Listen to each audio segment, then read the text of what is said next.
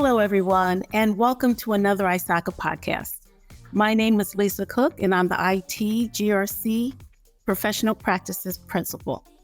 We're here today with Eric Peck, who's an IT risk manager in the financial services industry. Hi, Eric, and welcome to the podcast. Hi, Lisa. Thank you for having me on. Great. Eric, let's start by, I'm going to ask you to just tell us a little bit about yourself. So my name's Eric Peck. I currently live in Northern Kentucky, suburb of Cincinnati. I've been in the industry for about 12 years now, had a variety of different roles in banks. I started out my career as a bank regulator with the federal government, and so I've been just working in bank risk management and compliance since then. I've worked in a variety of areas: fraud, internal audit, anti-money laundering, but I've spent the last 6 years or so in IT risk management because that's what really interests me. So I work on a lot of issues related to fixing audit findings, related to IT, regulatory findings, identity and access management, and just overall risk management of IT, in a bank environment. All right. Excellent. That's an excellent background and perfect for the topic that we're about to tackle. And thank you so much for your article, which I hope our listeners will go out and take a look at. But really, our topic today is IT issue management. And I'd like to start off by asking you, why is that such a critical aspect of risk management? Well, I think it's an important aspect because, issues and findings can come from a variety of sources. In banking, it's a lot of times they come from bank regulators, and those have to be fixed. They're very important, high priority, but they can also come from internal audit, from first line testing, or be self-identified. And, they all represent risk to the bank. And, in the banking industry, one of the most important factors is how you manage risk. And obviously that can be a credit risk, the risk of default, the risk of interest rates going up, things like that. But one of the crucial areas is risk from, IT, from software, and all of the regulations around that, and then just the risk of financial loss and things like that. So I think that IT issue management is a good area for organizations to focus on because I think there's a lot of low-hanging fruit that hasn't been picked yet as far as identifying the risk, identifying what's happening, and then using that information about issues to kind of prioritize funding decisions. Because it seems like, every organization's management is very focused on what projects are we going to fund. We have limited resources are scarce. How do we allocate it? And I think understanding the risk from open issues and looking at a company's open issues and trends there can really help management make those decisions about what to fund. And I think the other aspect is even issues and audit findings that don't involve IT always have an IT component because IT is active in helping to fix them. So I think, the management of the relationship between IT and business units is very important and something that all, IT professionals have to work on. One side of it is people in IT have to really understand the business and what they need. And then on the other side, obviously, people in business need to understand what they're asking people in the IT organization to do. And then there has to be some kind of management structure where that kind of cooperation is prioritized. Oh, excellent.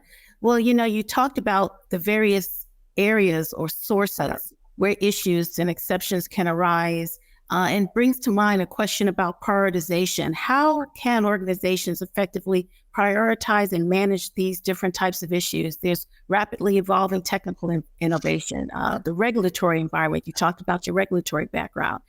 How can we prioritize?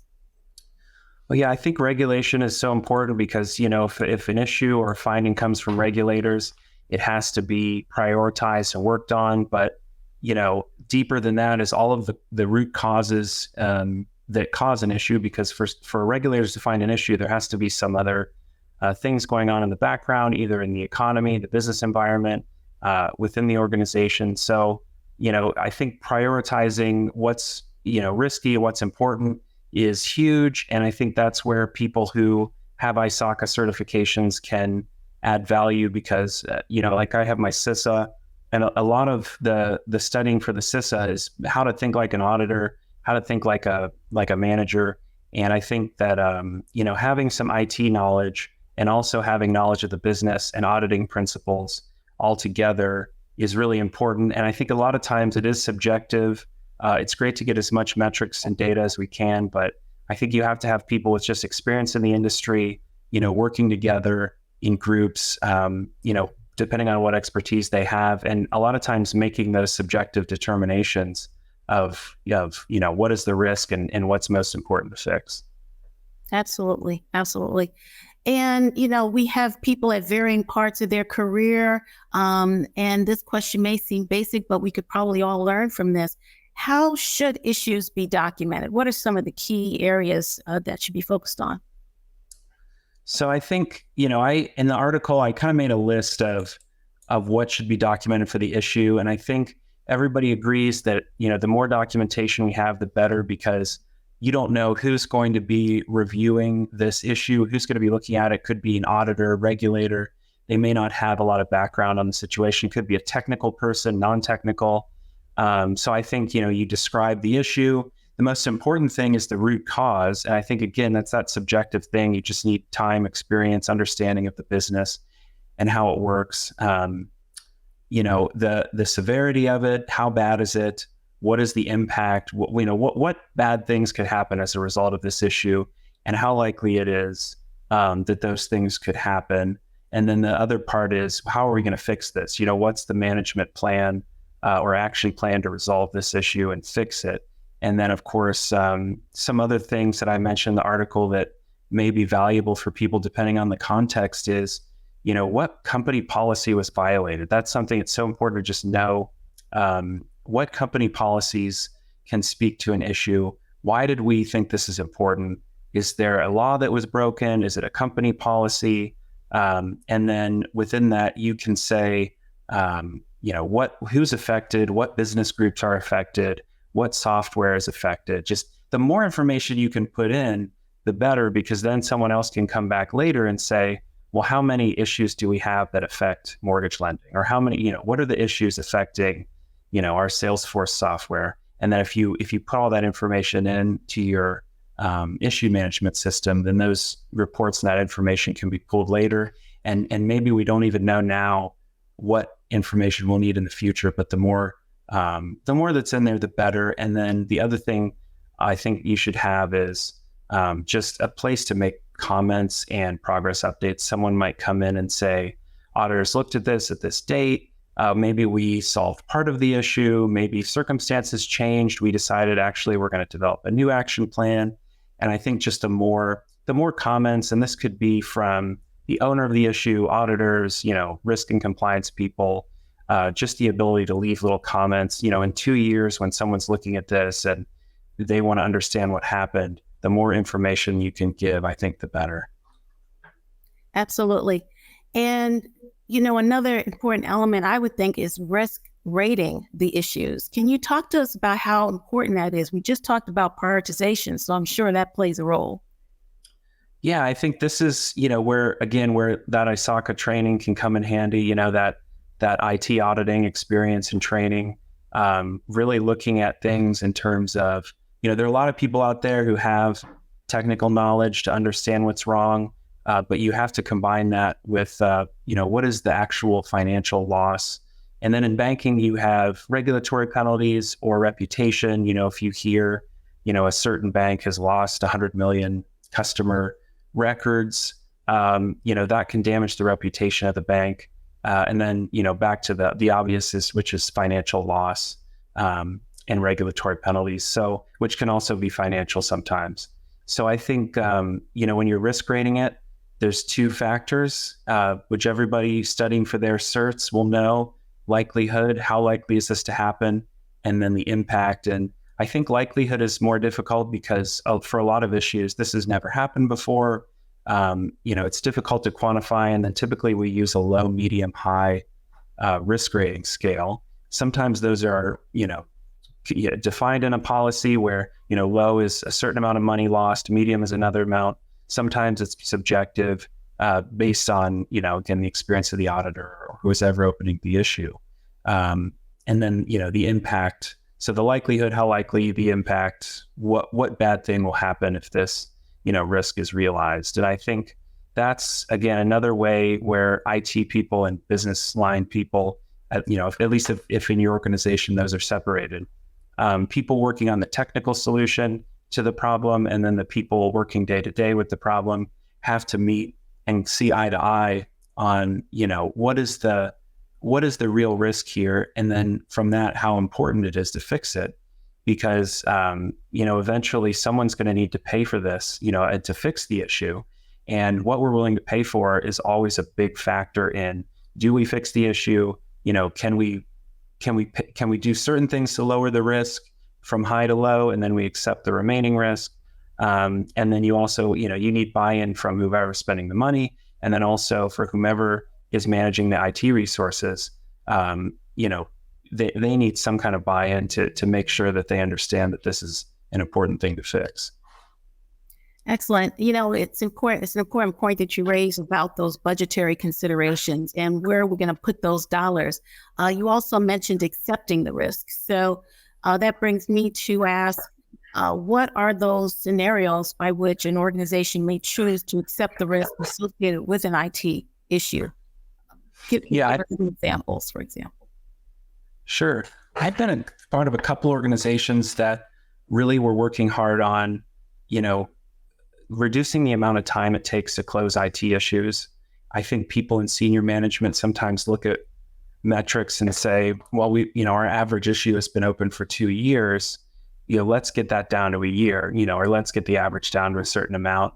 And I think that's when, when organizations are really getting serious about fixing their outstanding IT issues, whether it's tech debt or, cybersecurity or whatever it is, that's the opportunity to go out and accept some risk. But the problem is, I think there might be a mismatch in some cases between, I know in banks, the board of directors has to state publicly, or at least to regulators, how much IT risk are we willing to accept, or how much operational risk are we willing to accept? And there aren't a lot of organizations out there that say, we're fine with a high risk. We want to take as much cyber risk as possible. They'll say low, but then in practice, maybe we've got a lot of IT issues that are sitting out there for years. They get renewed every year. Then if we become serious about shortening the time frame on those, suddenly we have to either spend the money to fix them, or we have to accept the risk. And when I look at this, I think there's two different situations.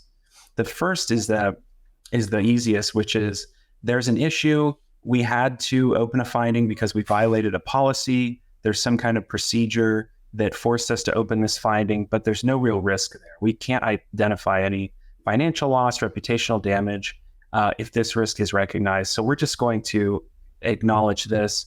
Maybe we'll track it and it's out there, but it doesn't present any real risk to us. And then the other one is, okay, there is risk, but we've decided to just live with it. And of course, every organization has to live with a certain amount of risk that's accepted. And again, in the banking industry, the whole point of the industry is taking various types of risks and managing those well. The risk that a customer will not pay back a loan, things like that. And on the IT side, it's just, like you kind of said in your question, a balancing act between the financial aspect of how much money are we going to spend on IT, and making sure that we spend that money on the high risk stuff. So I think, one thing that organizations can do is say, we fixed part of the issue.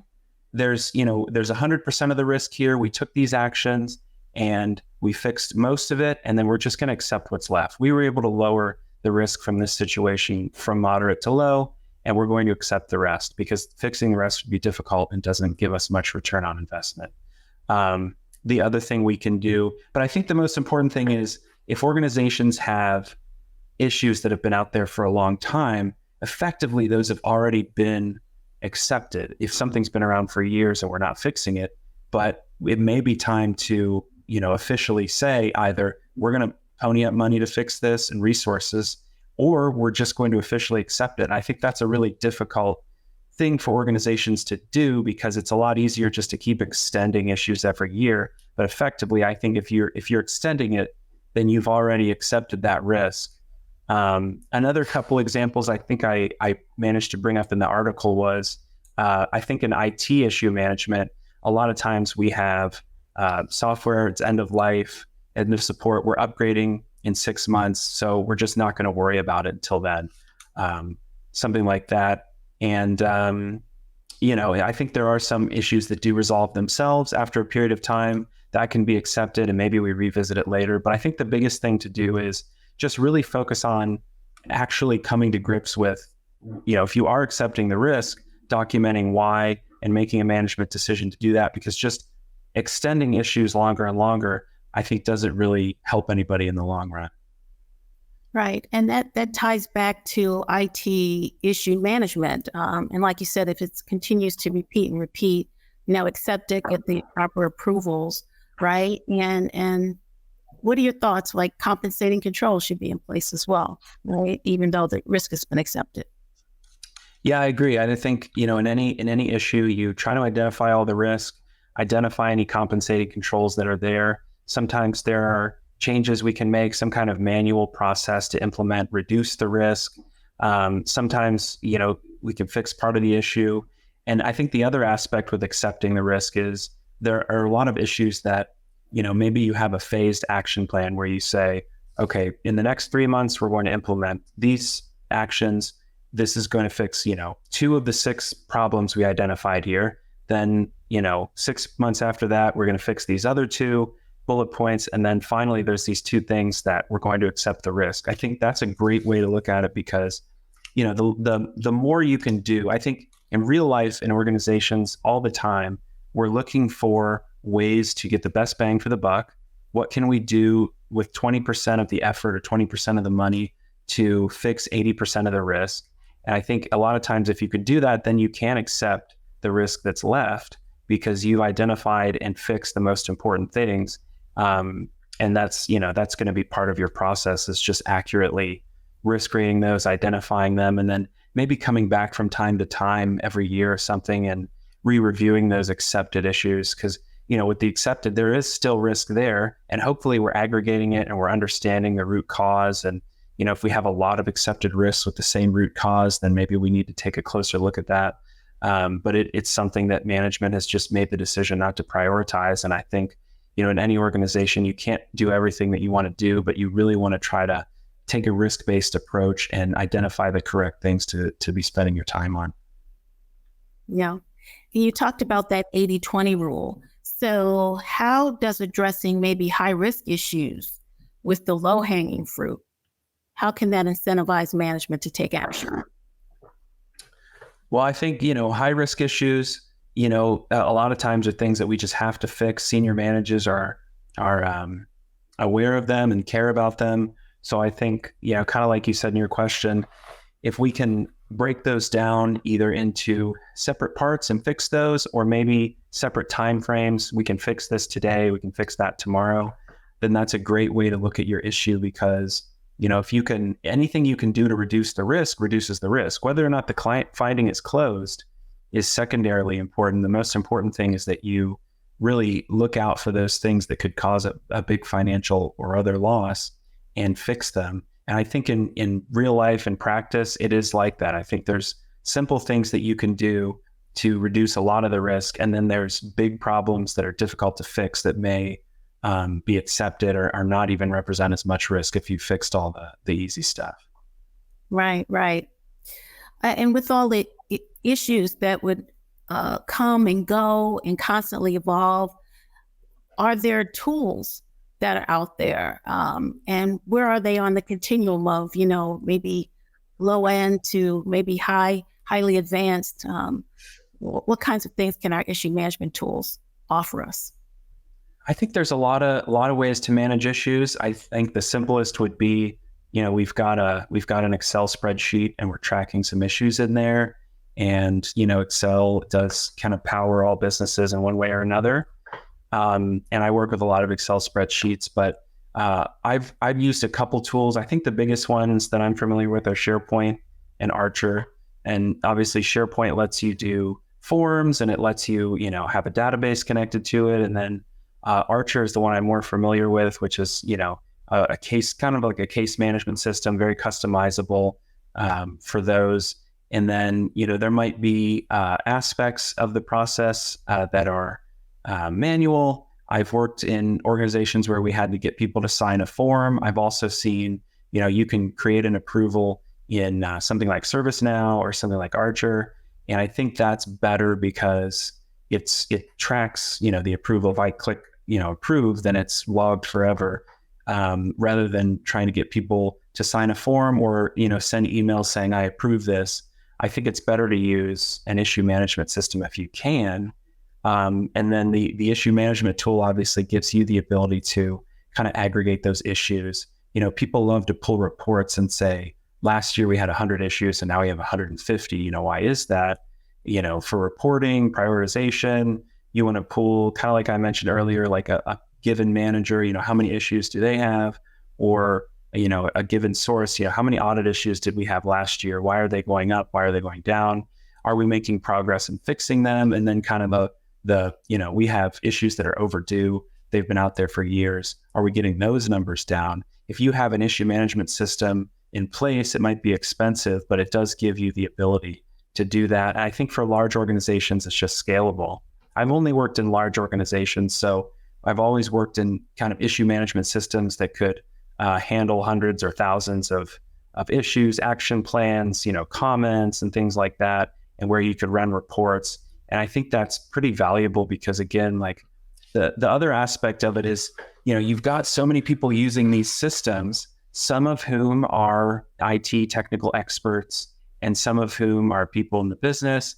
And you can send them, a video of a training and say, take this training, it's 1 hour, learn how to use Archer, set up these tools, maybe learn some programming. And people aren't going to do that.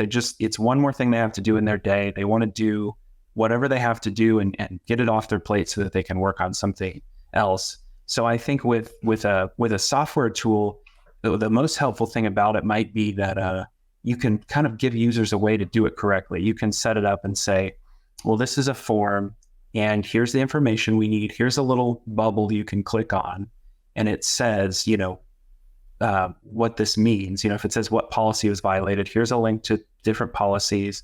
If it asks you what software is affected, it can give you a list of applications and you can click on the one that you need. And, it can say, if you try to submit it and you haven't filled in an action plan, it can say, oops, put in an action plan. This is what should be in there. And you can really just, if you design the system well enough, you can take someone who understands what's going on with their issue, but may not understand your issue management system and make it easy for them. And they just fill it out. And I think the less friction you can have with any kind of risk management or compliance process, the better it's going to go, because everyone looks at risk management and compliance as an extra thing that they have to do. They want to be helpful, but you have to make it, I think, easy on them. So I think the best thing with a good issue management process is just making it intuitive so that people can use it and it just works. And then they take 15 minutes and they fill out their issue or they, create their status update. And, and then the other aspect is if it's customizable, kind of a similar concept is if you have one group of people who's managing your issue management policy or your issue management standard, it's easy to match the different modules in an issue management system to that policy or standard. And then if that policy or standard changes, you can map those changes onto the issue management system. And that way, when auditors or regulators come back later and they say, were you following your policy or your standard? You can say yes, because the issue management system makes everyone follow the standard exactly. And then it just, makes the whole process work a lot more smoothly.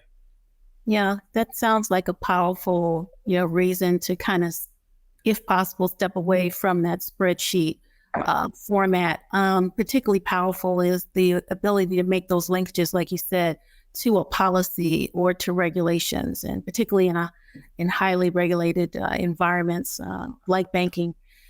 That would be really important. You've got the OCC, you've got the Monetary Authority of Singapore, so it's quite powerful to be able to make those linkages, and then you can have those ties into some other avenues as well.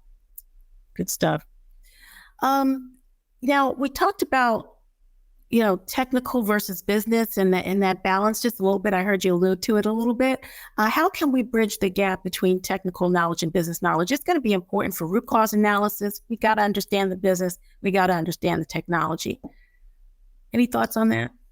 I've always thought that it's good to have a group of people who have, IT knowledge and business knowledge. I think IT auditors can bridge that gap a little bit because they're people who, their job is to understand the IT issue and then, link it to the business. I personally come from more of a, not necessarily a business background, but I come from like a risk management and compliance background. And then I've used certifications like the ISACA and others to try to get that knowledge, that technical knowledge that I think is necessary. And then on the other side, there's people who have great technical knowledge and maybe they get a certification to come in and learn that auditing or that business acumen to understand that. So I think you really just have to have a group of people, who are trained and who have maybe experience in business, experience in IT, maybe experience in IT auditing, for that skill in documenting and identifying issues and creating the correct documentation and making sure that everything can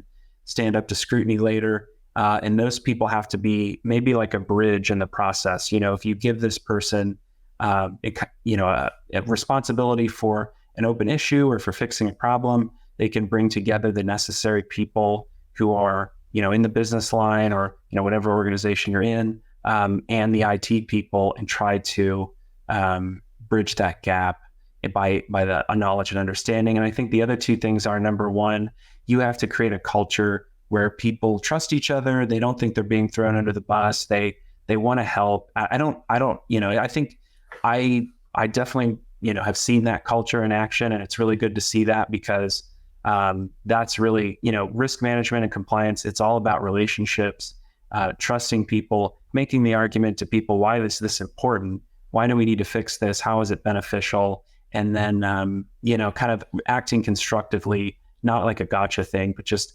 identifying issues and problems and trying to fix them together. I think having a good culture is necessary for that. And then the other thing is making sure that senior managers in the organization communicate that this is important. I think if, again, if you really want to drive change, managers at the highest levels have to make it a priority. And if it's not a priority, people will focus on other things that are a bigger priority for them. So I think driving that culture of compliance and risk management is probably the most important aspect. That's great information. I think it's a great place for us to stop here. That culture and that senior management buy-in. People should be comfortable raising those issues. Thank you so much, Eric. I really appreciate you taking the time with us. And I want to encourage all of the viewers and listeners to go out and take a look at Eric's article on issue management. It's quite compelling. I just want to say I really appreciate you having me on, and it was great talking to you today. It's good talking to you as well. And that's all for today for another ISACA podcast. Thank you.